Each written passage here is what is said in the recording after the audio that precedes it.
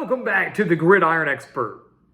Pittsburgh will take on number 18 UCLA in the Sun Bowl in a battle between two teams that kind of fell short of expectations in 2022. Pittsburgh was the reigning ACC champions, but this year finished just 8-4. UCLA had a strong start, starting 6-0, but went 3-3 down the stretch with an upset loss to Arizona and a narrow loss to USC that had major implications when it came to the Pac-12 title. So 8-4 Pittsburgh, 9-3 UCLA. Who's going to walk away with a Sun Bowl victory and carry some momentum into 2023? That is what we are here to break down today. So welcome back again, guys, to the Gridiron Expert. We're so glad that you could join us. As always, please continue to like, comment, subscribe, share our videos, and make sure to check out everything down in that description below, including our expert picks. Over on our website, thegridironexpert.com, we are sharing our holiday special with you so you can get all of our college football bowl game spread picks and every NFL playoff spread pick only on thegridironexpert.com. $29.99 gets you every single postseason pick. It's a great deal. You're going to win big time money. Go check it out. The link for it down in the description below. Become a part of our GE Nation, guys. We want you to be here on our channel to help us grow so we can talk college football with you all year long. So let's go ahead and dive into the analysis here. Let's take a look at the two teams. And we'll start with Pittsburgh, the designated road team in this Sun Bowl. Pittsburgh will be without their star quarterback in Kedon Slovis. Threw for over 2,300 yards, 10 touchdowns, just 9 interceptions. So 10-9, not a great mark. Those were his stats in 2022. He will not be playing in this game, so they're going to have to rely on Nate Yarnell or Nick Patty, the two combined for 32 pass attempts in 2022. Not a great amount of experience between the two. We saw Nick Patty replace Kedon Slovis in that Tennessee loss. Patty got hurt in that game. Then Yarnell started the game against Western Michigan, which he led them to the victory there. So not a lot of experience, but Yarnell, a little bit of experience, more so this year than Nick Patty. Interesting to see who gets the start. But the Panthers guys have averaged over 30.8 points per game, 221 through the air, 181 rushing yards per game. They really want to use their workhorse, Israel Abanikanda, at running back. Over 1,400 yards, 20 touchdowns. He's the guy that's going to be the workhorse offensively for Pittsburgh, and the guy that's going to have to generate the most success with the backup quarterback under center. Even though both Patty and Yarnell have proven to be capable, never ideal to be down to your second or third string. UCLA, on the other hand, offensively significantly better than Pittsburgh. 39.6 points per game for the Bruins, 262 through the air, 246 on the ground. So talk about balance. The Bruins certainly have it. Dorian Thompson-Robinson's a major reason why. Over 2,800 yards, 25 touchdowns, just 7 interceptions. He is a guy that has consistently gotten better and better every single year that he has been at UCLA. He has over 600 rushing yards and 11 rushing touchdowns to go along with his passing stats. You have a star running back in Zach Charbonnet, who's rushed for over 1,300 yards and 14 touchdowns. I mean, the Bruins are putting up big-time numbers across the board this year. And on top of all that, they have 10 players with at least 100 reception yards. 10 players with at least 100 reception yards, led by Jake Bobo, who has 789 yards and 7 touchdowns on the year. So the Bruins know how to spread it out. They know how to beat you through the air. They know how to beat you on the ground. They can do it not just with a running back, but with a quarterback as well. Offensively, they're about 10 points per game better than Pittsburgh, and that's a major, major difference. Look at it defensively, though. Pittsburgh's got a pretty solid defense.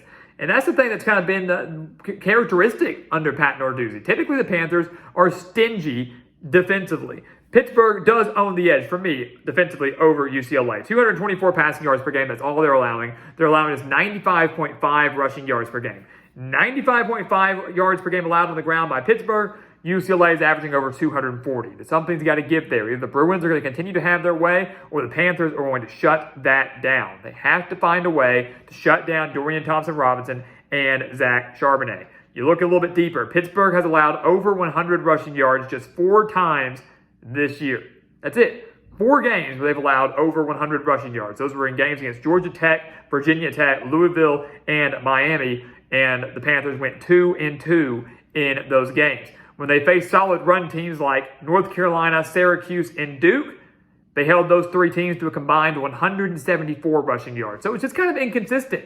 Some days they play great. Sometimes they don't. But three solid teams there, North Carolina, Syracuse, and Duke, that want to run the football or can run the football. Pittsburgh found a way to bottle them up and play relatively well in those matchups. They have 44 sacks on the year. The Panthers are going to pressure you. They've been doing that for years. 44 sacks, 417 turnovers, creating pressure on Dorian Thompson-Robinson, creating pressure on UCLA, forcing some turnovers, and more importantly, stopping the run is the most important thing that the Panthers can do in this Sun Bowl. You take a look at UCLA. Defensively, pretty solid as well, but not nearly as good as Pittsburgh. 28.3 points per game. That's what they're allowing. They're giving up over 275 through the air and only 124 on the ground. So the passing defense is not great. That's a major concern for UCLA. Luckily, they're not facing Keaton Slovis. They're not facing the starter for the Panthers. They're going to face Nick Patty or Nate Yarnell, who again are capable, but are they capable of really torching and lighting up this UCLA secondary? One, they gave up 649 yards to USC. One, they gave up 436 total yards to Arizona. One, they gave up 545 total yards to Oregon. This is a UCLA defense that can play well every now and then, but for the most part has been pretty porous, is susceptible to big-time plays. Can Pittsburgh exploit that? More importantly, can they exploit it through the air? Because UCLA will give up a few big-time runs to Israel Abanikanda. There's no doubt about it. But he's not going to solely be the reason Pittsburgh wins this game. He's not going to completely dominate UCLA. They're going to find a way to shut that down. The Bruins guys have 27 sacks, 17 turnovers on the year, just like Pittsburgh. The key, more than anything, for UCLA defensively is to force Pittsburgh into being one-dimensional. And as we just mentioned, that starts by stopping the run. Because let me tell you something. If UCLA stops the run and makes Israel Abanikanda basically a non-factor in this game and forces Yarnell or Patty to win the game solely through the air for the Panthers, go ahead and give the trophy to UCLA now. Go ahead and give it to them because they're going to win the game if they can do that. And I'm going to tell you, I think that's exactly what they do. I like UCLA a lot in this Sun Bowl, guys. I do think Pittsburgh's backup quarterbacks are solid. I really do. I don't think they're going to go out there and just tank. Whether Pat Narduzzi allows them to go out there and sling it remains to be seen. These guys could be the future of Pitt football these next few years, so why not? And nothing to lose.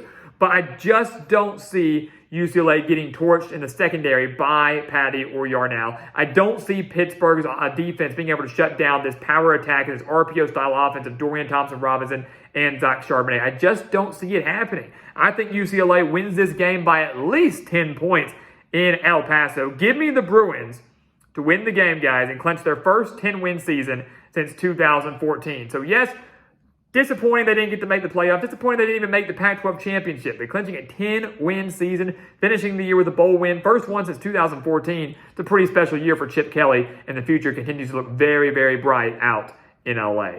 So, guys, as always, thank you so much for watching us here at the Gridiron Expert on YouTube. Make sure to continue to like, comment, subscribe, share our videos, and, of course, check out everything down in the description below, including our expert picks over on our website, thegridironexpert.com. Again, we have some of the best college football and NFL spread picks in the country, and our holiday special, guys, $29.99 will get you every single postseason pick. Every single postseason pick for college football and NFL, $29.99. Go check it out. The link for it down in the description below. And once again, guys, as always, thank you so much for watching, and we'll see you next time right here on the Gridiron Expert.